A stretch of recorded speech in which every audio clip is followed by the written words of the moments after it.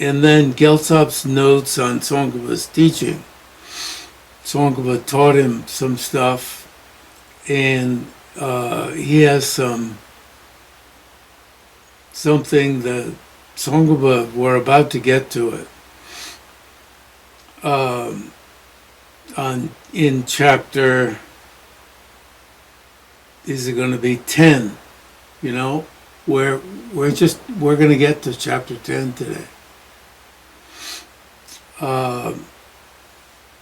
Gyaltsab,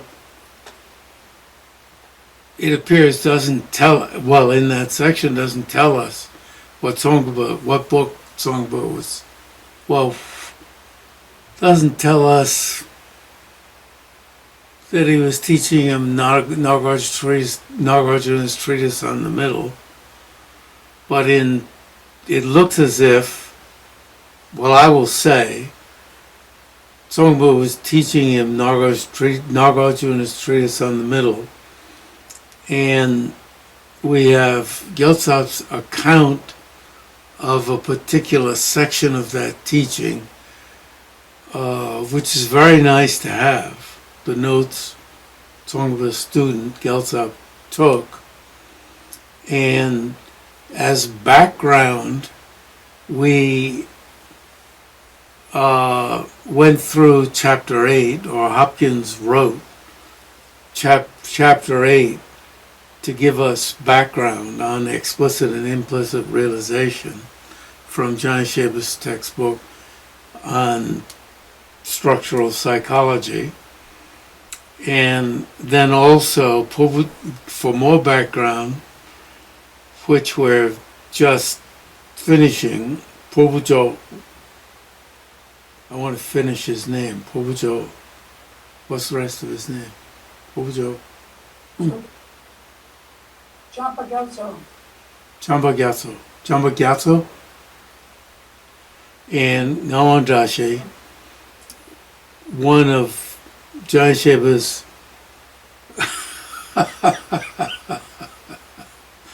two main students, if we are to count somebody John Shaba never taught directly as his other main student, this being Guntang Gunjo Tembe Drame. This one that we're just finishing up on, positive and negative phenomena. These two groups of topics, explicit and implicit realization and positive and negative phenomena, being really crucial to know about in order to understand both what preceded in chapter 7 of Gyaltsab's notes on Tsongkhapa's teaching, and then Tsongkhapa's teaching itself, and then the bevy of chapters after number 10 on this topic that Tsongkhapa lays out and that Gyaltsab laid out, of how for an advanced person, knowing dependent arising triggers, hardly their word, knowing, but a trigger is not a good word, is it? It's a gun. Is it anything but gun? Guns, triggers? Triggers knowing emptiness, and knowing emptiness triggers.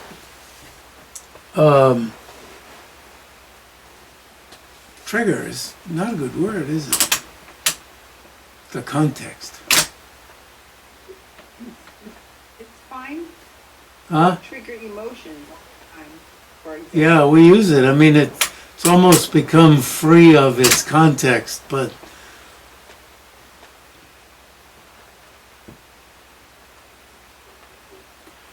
triggers in one way is good because there's nothing intervening. there's no cogitation between, knowing dependent arising triggers knowing emptiness. Triggers. There's no intervening thought. Whereas when you use reasoning, my body, my poor pathetic body, is empty because of being dependent arising, because of being a dependent arising, as opposed, no, I won't make a joke at the expense of one editor who said, changed it to because of being an independent arising.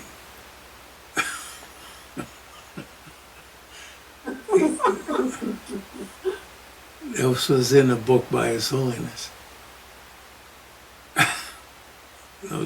No doubt, I didn't let it go and go to press.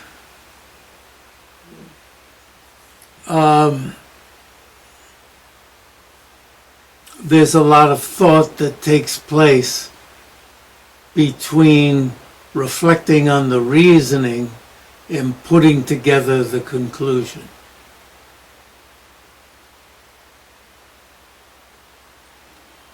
Whereas merely knowing that somebody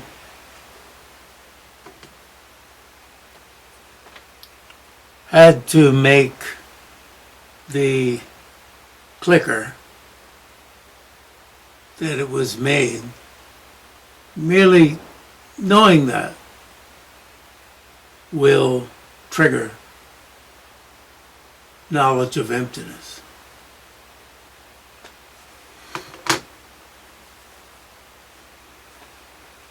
Such that in another lifetime, when you hear about somebody had to plant a corn, plant corn for us to be able to eat it, that'll trigger knowledge of emptiness. Your understanding is such that it'll carry over to another lifetime. Tsongpa says this in what we're about to read. Okay. And that's why we are where we are. It has something to do with Mipam and Trekcher.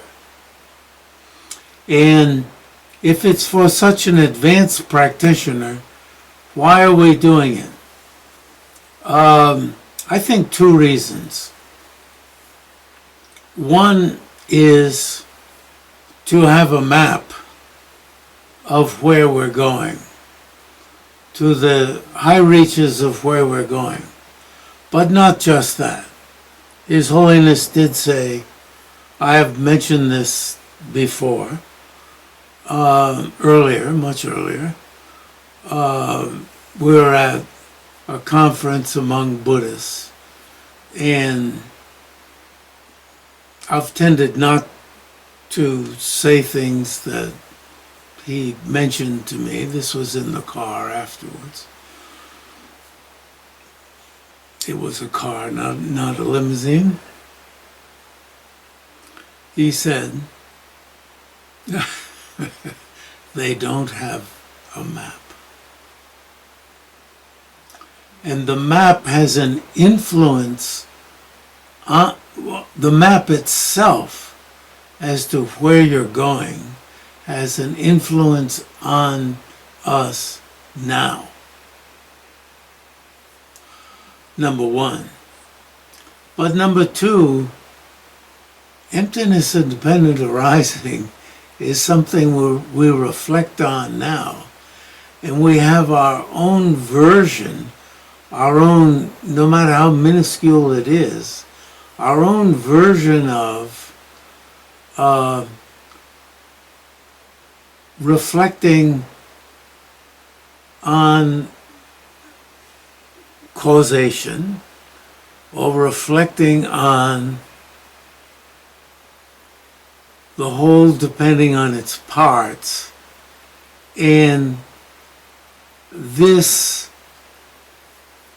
making us think about emptiness. Our own version of this deeper, triggered experience. Merely triggered experience. So it's not, oh, I could never possibly, this is a higher level experience. I could never have it. No, you can be stopped dead in your tracks. That's another one, dead. But that means your thinking, your babbling on thinking stops, and you're caught up in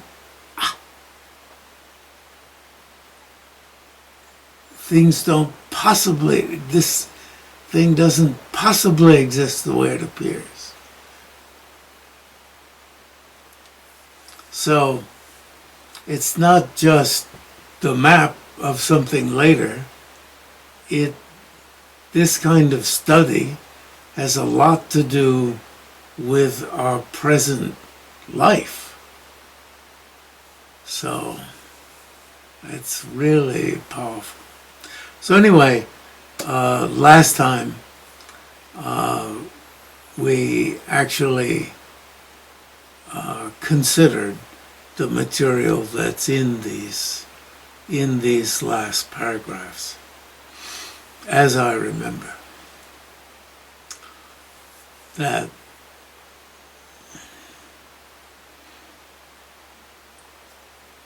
within non-affirming negatives, with some of them, the object of negation doesn't exist at all, like the horns of a rabbit or turtle hairs. The turtles don't have hairs. It's an impossibility. And we talked about the child of a barren person. In the text it says child of a barren woman, but do we say barren man, barren male? Is there another word? But it's the same, whatever the, huh? Infertile. Sterile, infertile, whatever the word is, it's the same. But of course, when we were talking about if either of them gives birth, so to speak, from a flake of skin, what was the word? Anyway, somebody can, you remember our discussion. I didn't have a discussion with anybody else. Yeah, difference between clone and giving birth, blah, blah, blah. You get the point. So then you might think, well, if inherent existence is in that class, remember, it doesn't make much sense. It's a piddling thing. Well, it's not piddling because we believe that things exist from their own side. You bet your life we do.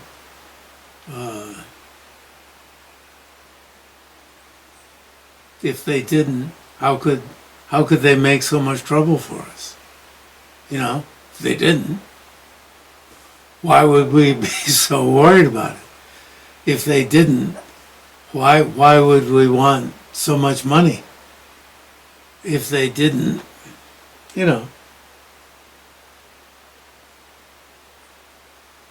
if they didn't, they would just be figments of our imagination. Isn't that what you want to say they are? We would just change our minds and it would all be over. Kind of looks like that.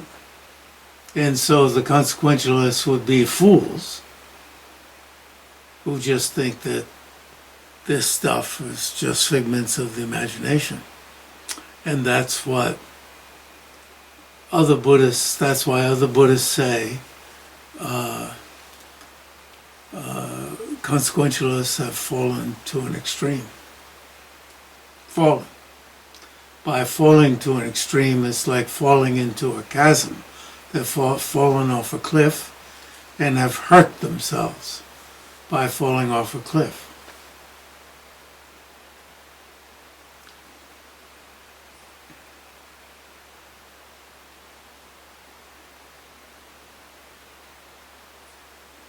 And it begins looking like that. And therefore we should rise up and take on the system of the autonomy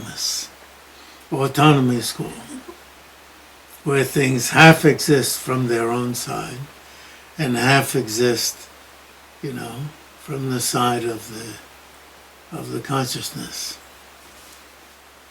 Have a shared mode of being. Kind of looks like that, doesn't it? Instead of these wild-eyed consequentialists. Everybody, because Gilquist claimed the consequentialists are the highest and we want to be the highest, we say, I'm a consequentialist. Nice to be a galupa until you find out what it is.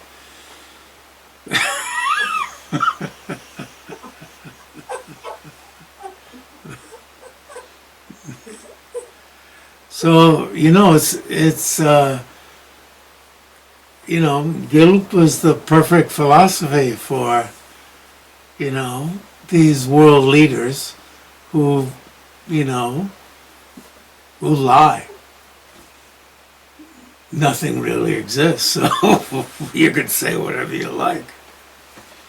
It's just like, what do you say?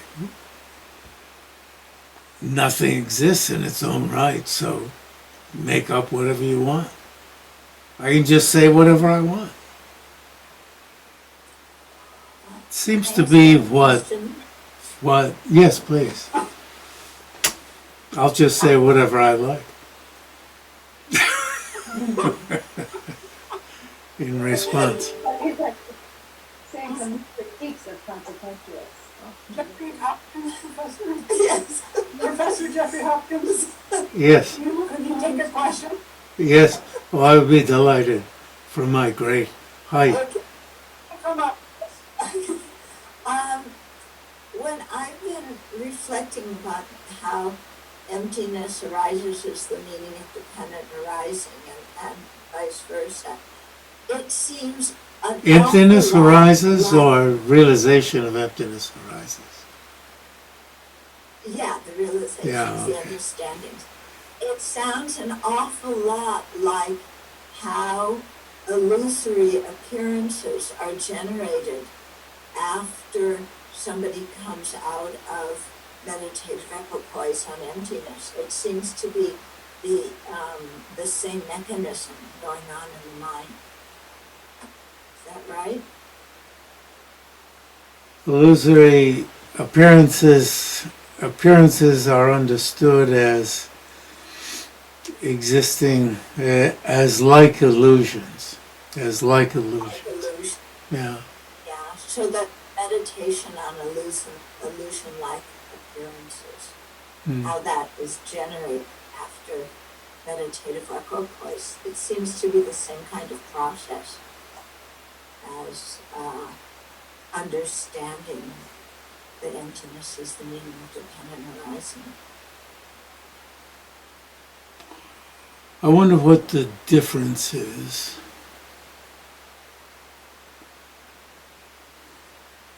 Meditative equipoise. This is pre-meditative equipoise. What's being talked about here is pre-direct perception, prior to direct perception. But you can have illusion understand things as like illusions before you have direct perception of emptiness. Yeah, I thought what you were talking about was meditative equipoise directly perceiving emptiness. Were you? No, it could be meditative equipoise before direct perception. Okay. Too. Yeah. Yeah. And I think we had discussion that the term meditative yes, you were clearing up with me, and I agreed with you that the term meditative equipoise could be used prior to direct perception. Yeah. Yeah. What I'm recalling,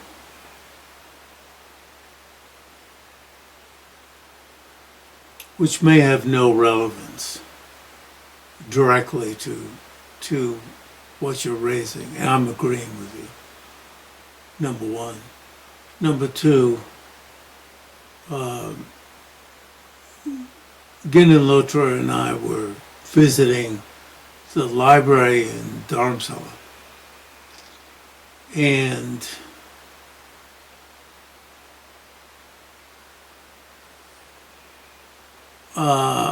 I forget how we got into it, but it was my disagreement with the frequently, I want to start this and see if I can work my way out of part of this that's not appearing to my mind. That things exist in the face of non-madhamajeva, in the face of non-investigation and non-analysis. Yeah, I got it. This is very famous in Gelug. Things exist in the face of non-investigation and non-analysis. And I want to say, when you think about illusory-like appearance, illusion-like appearance, that's things existing in the face of having investigated and analyzed. Because what you're seeking to do is to investigate and analyze and understand emptiness, and thereupon see things as like illusions. Therefore, that's not a case of things existing in the face of not having analyzed. It's a case of seeing things as existing in the face of having analyzed. So I said something to him of seeing things as existing in the face of having investigated and having analyzed. And he said, in the face of not having investigated and analyzed. And I explained to him what I meant as we were walking. And he said, yeah. He really enjoyed it. And he said, say that to the geishas. He was the fellow, the geisha, whom His Holiness identified as the best of all geishas who came out of Tibet. He's very, very sharp.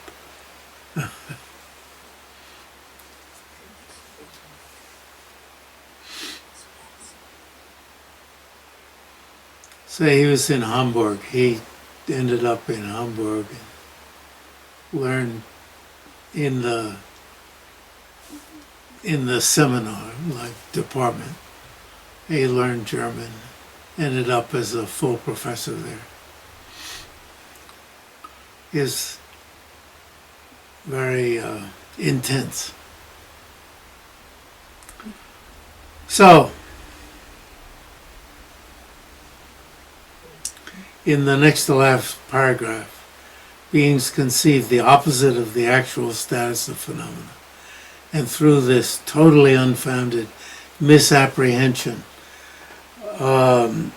Boris 2, I switched from misconception to misapprehension since, or just apprehension, because the word is zin, an eye consciousness apprehends, it doesn't conceive, and eye consciousness apprehends blue, and mental consciousness, it's the same word, zin, apprehends inherent existence, for instance. And after several decades, I decided not to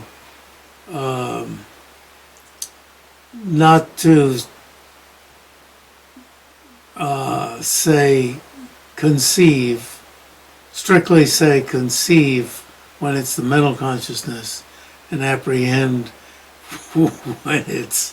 when it's a non-conceptual consciousness. And I deliberately used conception for the mental consciousness, for a conceptual mental consciousness, and dokje, conceptual dokje, when the word is still zin, apprehend, just to make it easier for the reader. And I decided 10 years ago, I don't know, to just use the same word, apprehension. But when I'm doing my own writing, I'll switch back and forth, as with the next sentence.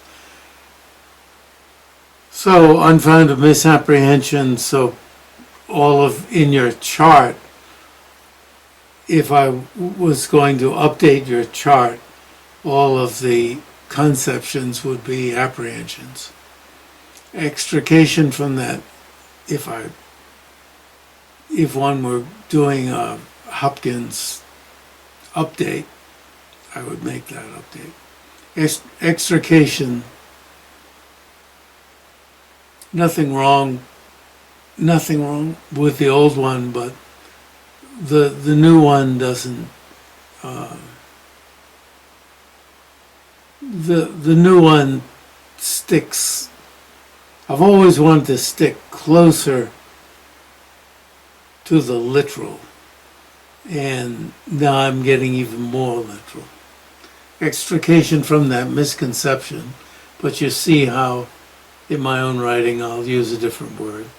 Extrication from the misconception can happen only through realizing the absence of such reified existence. So there's a lot of emphasis throughout these chapters about finding that absence,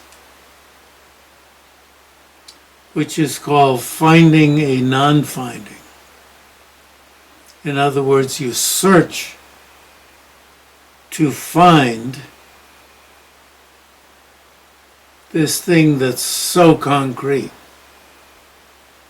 and you accept some rules, almost insanely, accept some rules. Well, what seems insane, but as I was saying last time,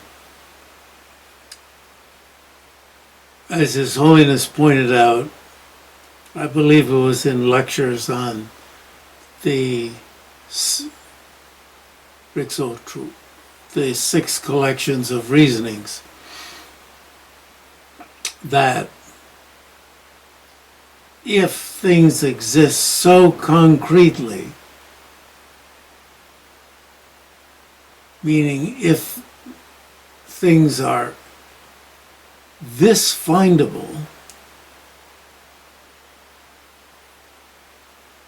they would have to be findable in these 6 7 ways.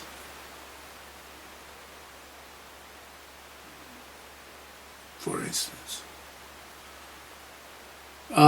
which stuck with me. Well, you know, I've been searching, trying out the various reasonings, some more appealing than the others, but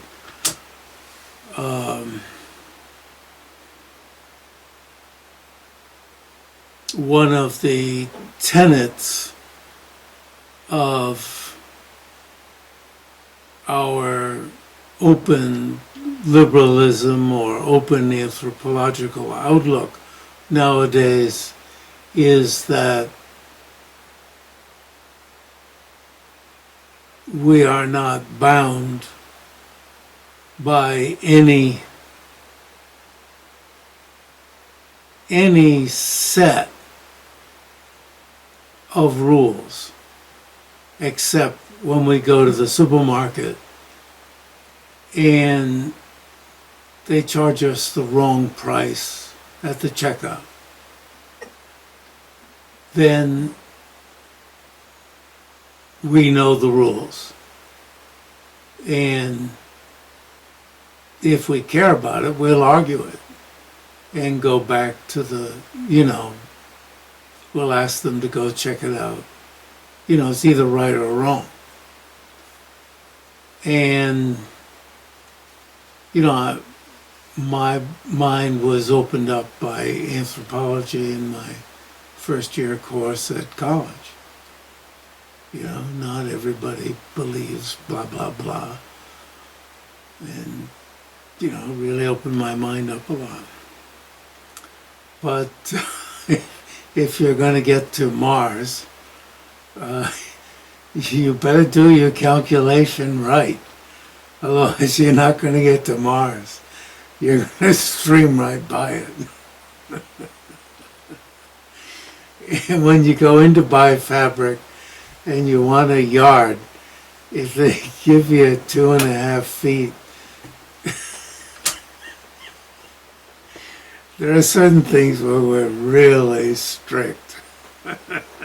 Suddenly the belief system cramps, you know, clutches down on it.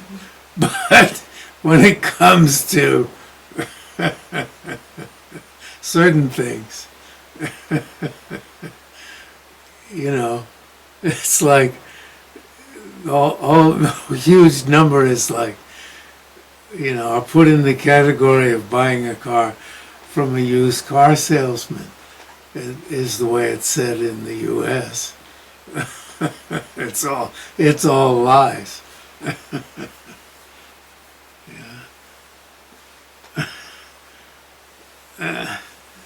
Becoming accustomed to it in intense meditation. So you see, all this is out. But being willing to trap yourself in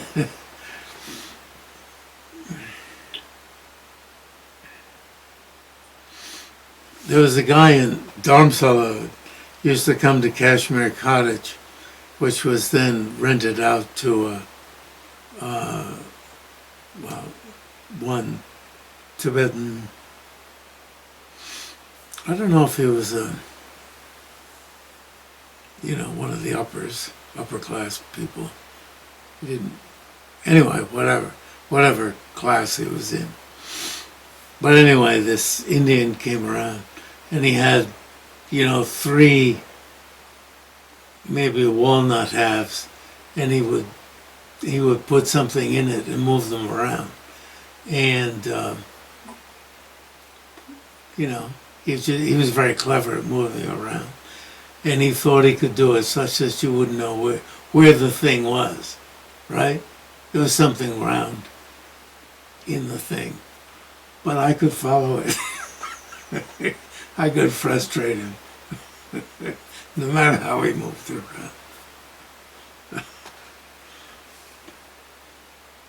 around. I had first determined that he didn't put it in his hand. He didn't hide it in the thing in his hand. It was in one of the 3. You see, I determined it was in one of the 3. Beings conceive the I, blah, blah, blah, blah. It intends realizing it directly in meditative equipoise, in which nothing but emptiness appears, and the mind is merged with it like fresh water poured in fresh water. But as Ngawang Langden did, Humankins Ngawang Langden did, he put me through this exercise, but psychologically, got me to imagine, a psychological exercise of imagining it. It wasn't just done in reasoning. He got me to imagine my consciousness in emptiness. You see? Becoming fused. Preparing me psychologically. And I'm willing game. I'm willing to play the game. Instead of holding myself back, you're playing a trick on me. You're playing the trick. I'll play ping pong and see if I like it. And if I don't like it, I'll quit. Some people won't even play ping pong to see if they like it, because they'll think I'm being dragged into something. I had two Christians once, one a professor and the other, I don't know, a hawker for Christianity, at a table on both sides. That's dangerous. But where you're like this, and they're working on me to become a Christian. I must have been 60. And it's sort of like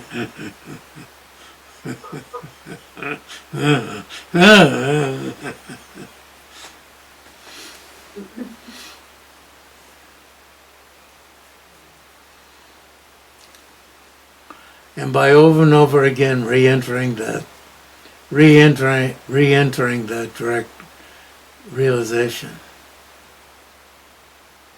Okay, so we'll go on from here. So now we've gotten back, understand? We're back to the meat. The meat. That's another bad word.